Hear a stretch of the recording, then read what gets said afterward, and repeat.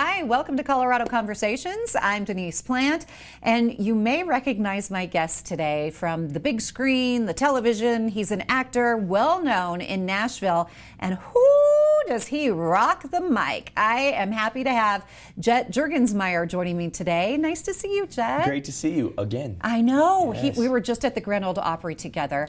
It was pretty fun. Very special moment. And when I sat down backstage in the Grand Ole Opry, was the first time we met through our dear friend Charlotte McCoy. Yes.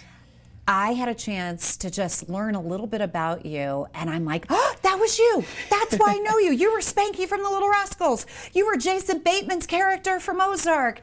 You were Boyd from Last Man Standing. It just kept coming. And then to hear you sing, I thought, this guy is just all around talented. Thank you so much. That really means a lot. And congratulations on the Opry. That is. Thank you. That's so cool. Yeah. That is awesome. Celebrating 100 years, I had a chance to MC and introduce Ashley McBryde, so it was a moment.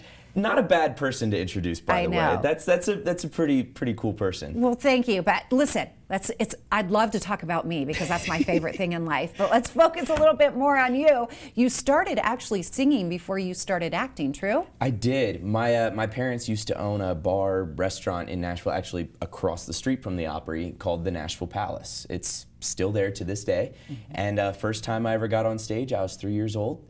And what did you sing? I believe it was Jesus Loves Me. Jesus loves me. That sweet.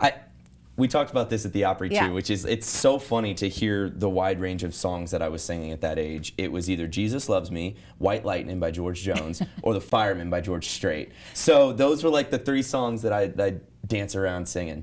And you're so well-rounded too. You're just a great young man. Thank and you it's so good to much. see a good person succeed in life. Thank you. So you worked at Nickelodeon for a while. I did. Did that get you prepped for being behind the mic and on stage when you perform now? I definitely think all of the acting experience I've had played a part into how I am live on stage. And I also think that how I am live on stage affected how I am as an actor.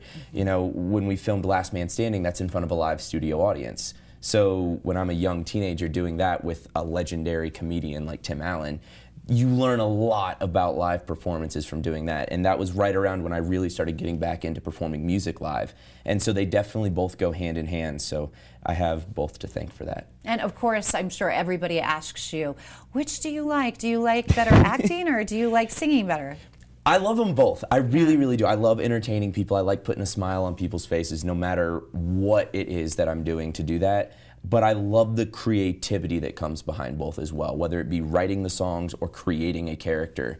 I think that that is really my favorite part when it comes down to it. How did the acting gigs start? I mean, being on Nickelodeon, being Boyd on Last Man Standing, Jason Bateman's character, you played the young character. Played Jason young Marty Bird in Yeah, season I 3. mean, this is crazy. You're good buds with Sabrina Carpenter. Like, how did you get into acting? So we're really, really close with the Mandrell sisters, Barbara Louise Oh and my Arlene. gosh, I loved watching the Mandrell sisters growing up. So I call them my aunts, literally. So their mother, Mary Mandrell, was like another grandmother to me.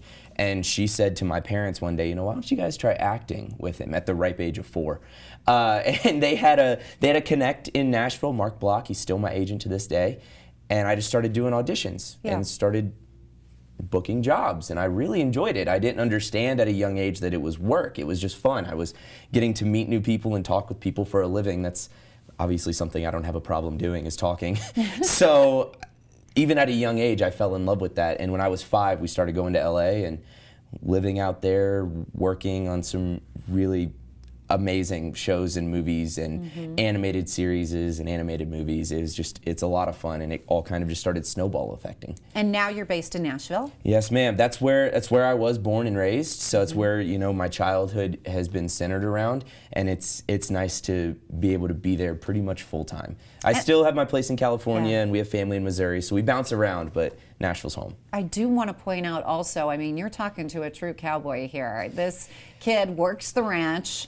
And I mean, you don't just talk the talk, you walk the walk, I guess is the saying, right? That is true. You know, we have a 3,000-acre cattle ranch in Missouri, and we raise about 2,000 head of steers a year. And when I'm not on stage or in front of a camera, I'm probably on my horse working cattle. It's a lot of fun. It's the family business. So my cousin Drew and I are pretty much out there all the time. He's there full time, 100% of the time. So he likes when I get to come to town and he has an extra set of hands to help him out. Your horse, you mentioned. The horse's name is Spanky, and that plays into a character you played. Yeah, so I played Spanky in the Little Rascals movie. It came out in 2014, I believe. And I learned how to ride on his mother. Her name was Nikki. She was this beautiful black quarter horse. And right when Spanky was born was right after I had done the Little Rascals, and I got to name him. So I thought it'd be funny to name him Spanky. Little did I know that he would end up being my horse about 10 years later when I finally bought him. Beautiful quarter horse. Yes, he Gorgeous. is. He's a good boy. All right, so we're going to take a quick break, but when we come back, I want to talk about the Fisher House and how you're involved and why Colorado needs to know, and really nationally needs to know about the Fisher House and what they do and why you have such a passion for them, okay? Yes, ma'am. So stay with us. We're going to talk more with Jet Jurgensmeyer. Plus, wait until you hear his new song and where you can find it, too, that's hitting radio.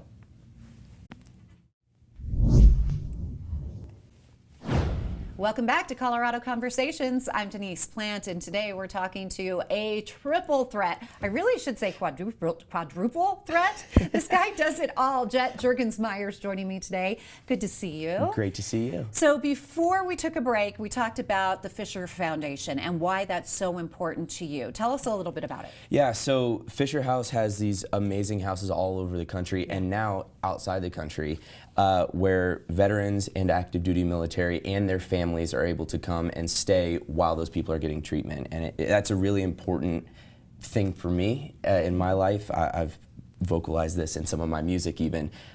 There's some brave men and women that defend our country each and every day and allow me to play music for a living.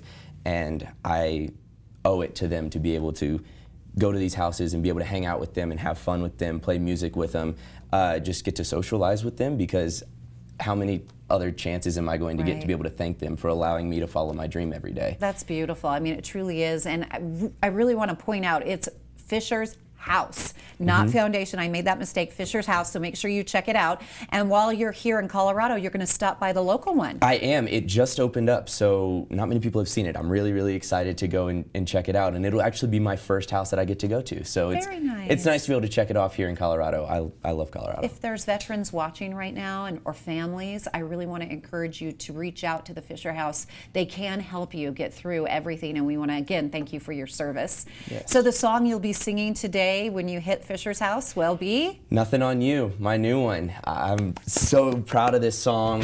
When we wrote it, I didn't even think it was going to be one that I was going to record. I was just really happy with what we had come up with. And the more I played it at some writers' rounds and sat with it and fell in love with the work tape, I was like, man, it'd kind of be fun to go and record this one. It's a little bit different from anything else I've released, and I'm very, very proud of what it's turned into. I heard it. You performed on Great Day Colorado, the show that I host, and everybody said, first thing they said, man, that sounds like it should be on the soundtrack of Landman. But I picture you like Billy Bob or Taylor Sheridan. If you're watching, I picture him. Call me. He has the acting chops too. But I picture you on there with the sunset, going down. Don't you think it's a perfect song? It doesn't sound that bad. I think that I like this plan. Yeah, if anybody's out there listening to this. I'm not joking.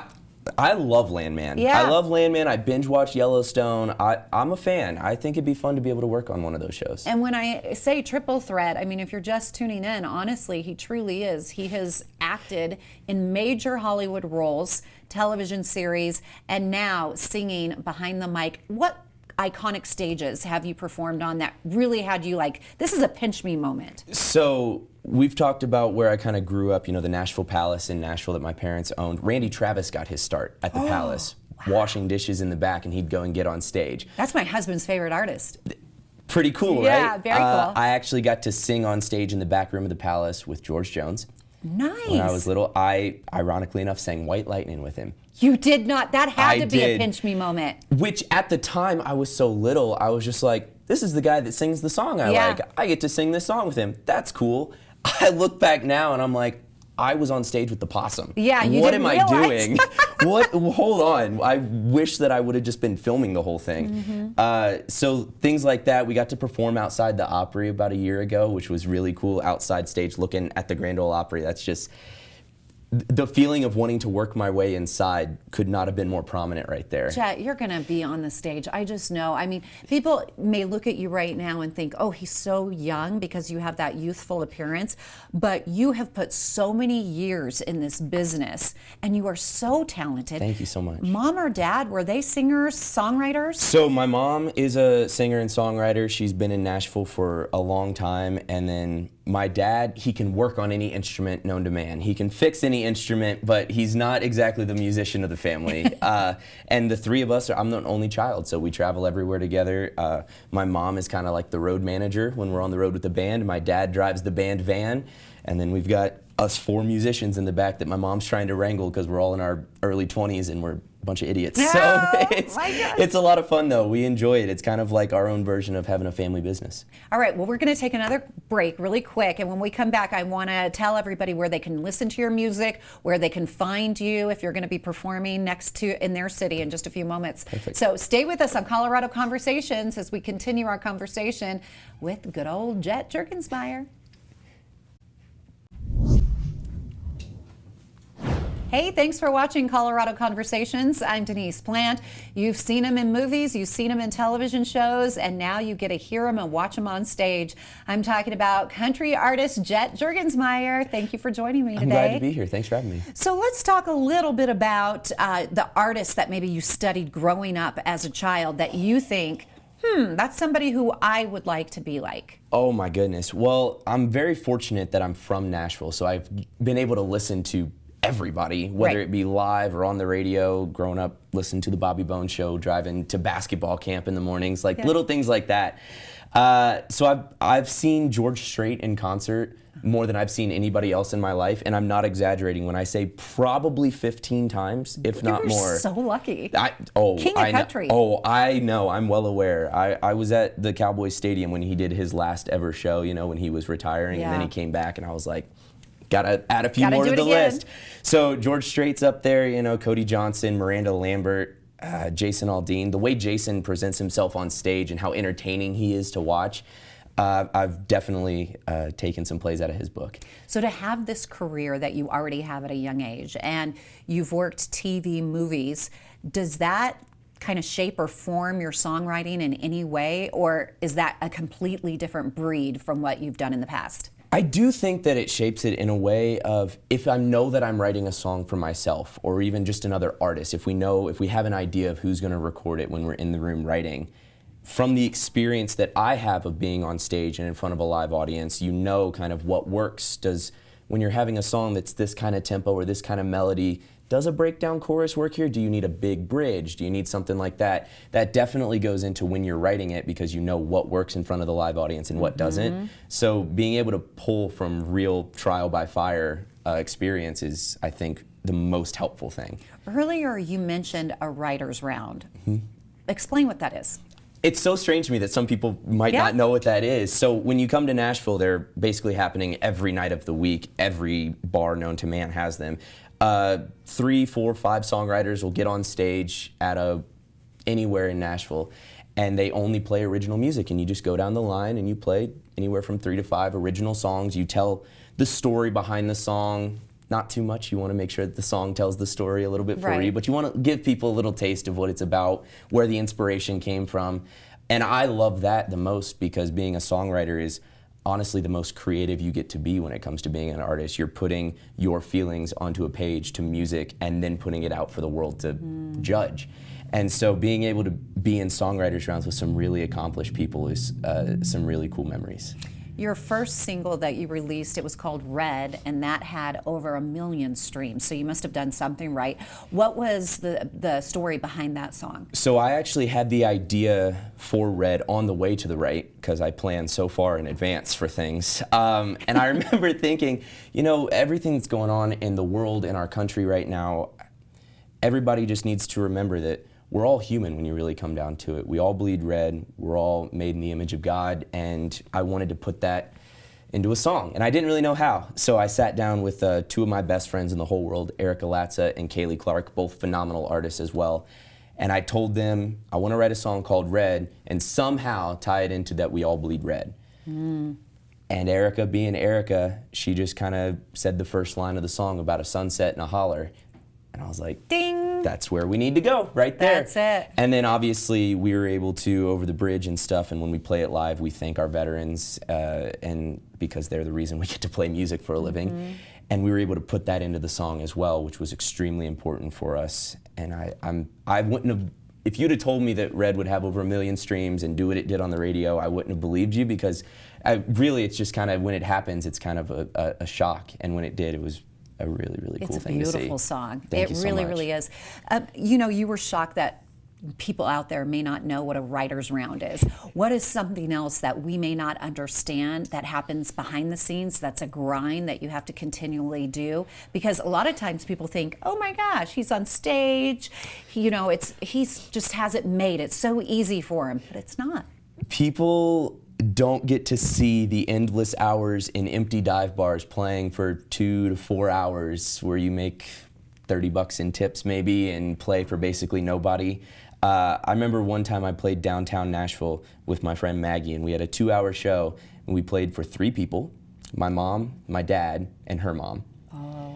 One guy showed up with an hour, for the last hour, and then his wife showed up for the last 30 minutes. So we played for a total of 5 people for that 2-hour show. Those moments make every other big show that I get to do, where we're traveling around the country playing for fairs and festivals and opening for people, it makes those feel like $1 million, because I've been the 14, 15, and 16-year-old kid in those dive bars playing for nobody. So those are the moments that just make everything, like being able to sit here with you, feel so special. Oh, you were so sweet. What does the next 5 years look like for Jet Jurgensmeyer? We'll see. God's got a plan for everybody, and I don't want to try to take the wheel too much from him, but because what he's doing right now, I'll take. I'm real happy with what he's doing and cooking up for me. I hope to be on the road significantly more. You know, this past summer, back in 2025, I thought I was gone a lot, but what I'm hearing is this summer is going to be even more busy, and we're going to be on the road even more. So I think the next 5 years we'll be able to see a couple more albums, hopefully a lot more singles that are able to touch people in a special way, because that's the whole point of why I even want to do music. I want to be able to help people go through whatever it is they're going through. Yeah. And I'm really, really excited to see as well with everybody else what the next 5 years has in store. Success, I know it. Where can people follow you?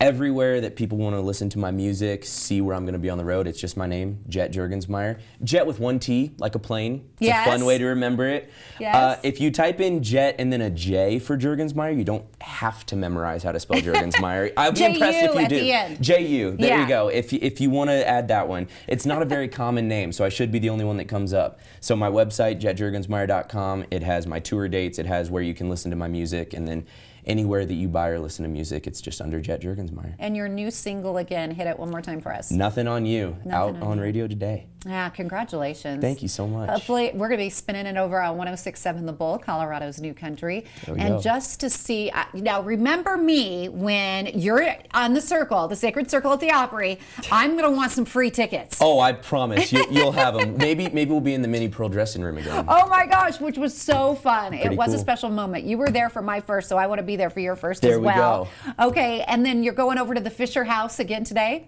Yes, tomorrow actually. Tomorrow morning. Yeah, we're going to be over there. It'll be a ton of fun. I'm super excited. And for people who may just be tuning in right now, explain a little bit more about the Fisher House. Of course. So the Fisher House has 100 locations here in the U.S. and now outside of the U.S.